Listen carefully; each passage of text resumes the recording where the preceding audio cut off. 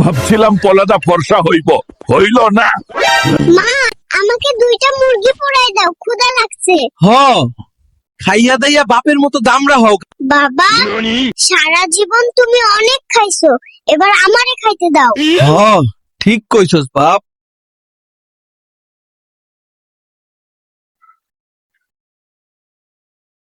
শালার মশা, তোকে একবার ধরতে পারলে ফাঁসিতে ঝুলাবো। তুই আমাকে চিনিস?